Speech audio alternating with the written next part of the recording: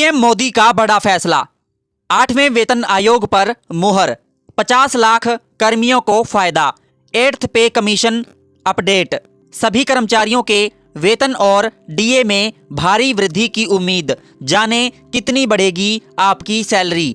भारत में central government के कर्मचारियों और पेंशनर्स के बीच सबसे ज्यादा इंतजार की जाने वाली फाइनेंशियल घोषणाओं में से एक 8th पे कमीशन है। बढ़ती महंगाई और जीवन यापन की लागत को देखते हुए यह वेतन आयोग बेहद अहम माना जा रहा है।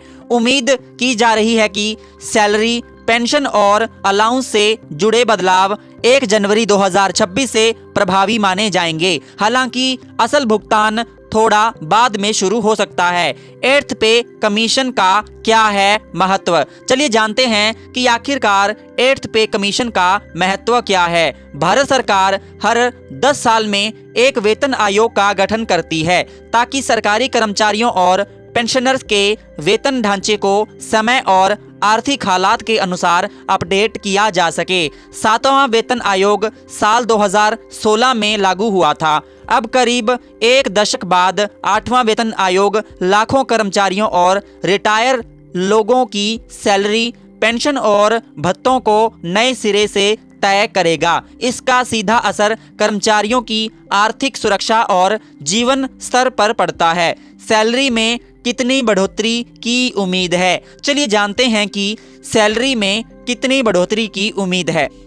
8वें वेतन आयोग में सैलरी बढ़ोतरी का सबसे बड़ा आधार फिटमेंट फैक्टर होता है। यह एक मल्टीप्लायर होता है जिससे मौजूदा बेसिक सैलरी को गुणा करके नई बेसिक सैलरी तय की जाती है। अभी तक सरकार ने फिटमेंट फैक्टर को लेकर कोई आधिकारिक आंकड़ा जारी नहीं किया है, लेकिन कर्मचारी संगठनों और जानकारों के मुताबिक यह लगभग 1.92 गुना से 2.86 गुना के बीच हो सकता है। फिटमेंट फैक्टर के हिसाब से संभावित सैलरी, चलिए जानते हैं फिटमेंट फैक्टर के हिसाब से संभावित सैलरी कितनी होगी। अगर मौजूदा न्यूनतम बेसिक सैलरी 18,000 रुपए को आधार माने तो 1.92 गुना फिटमेंट फैक्टर पर नई बेसिक सैलरी करीब 34,500 हो सकती है। 2.28 गुना के औसत अनुमान पर यह लगभग 41,000 तक पहुंच सकती है। 2.86 गुना के उच्च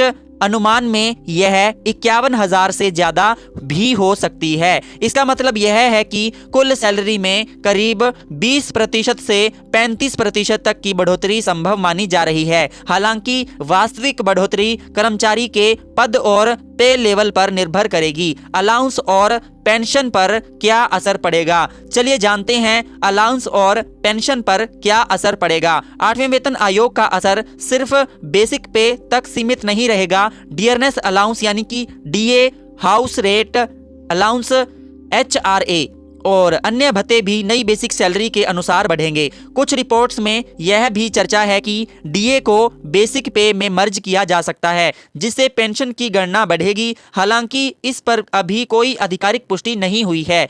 पेंशनर्स के लिए यह बदलाव खास तौर पर राहत भरा हो सकता है क्योंकि बढ़ती महंगाई के बीच पेंशन में बढ़ोतरी उनके मासिक खर्चों को संभालने में मदद करेगी। कर्मचारियों को फायदा कब से मिलेगा, चलिए जानते हैं कर्मचारियों को फायदा कब से मिलेगा। हालांकि कागजों पर सैलरी में बदलाव 1 जनवरी 2026 से लागू माने जा सकते हैं, लेकिन असल में नई सैलरी और पेंशन का भुगतान तुरंत शुरू होना मुश्किल होता है। आयोग की रिपोर्ट तैयार होने, सरकार से मंजूरी मिलने और नोटिफिकेशन जारी होने में समय लगता है। पिछले वेतन आयोगों के अनुभव के आधार पर यह भी उम्मीद की जा रही है कि लागू होने के बाद कर्मचारियों को पिछली तारीख से एरियर का लाभ मिल सकता है। 8th पे कमीशन सरकारी कर्मचारियों और पेंशनर्स के लिए बड़ी राहत और उम्मीद की किरण है। सैलरी, भत्तों और पेंशन में संभावित बढ़ोतरी से न सिर्फ आर्थिक स्थिति मजबूत होगी बल्कि बढ़ती महंगाई का असर भी कुछ हद तक कम होगा।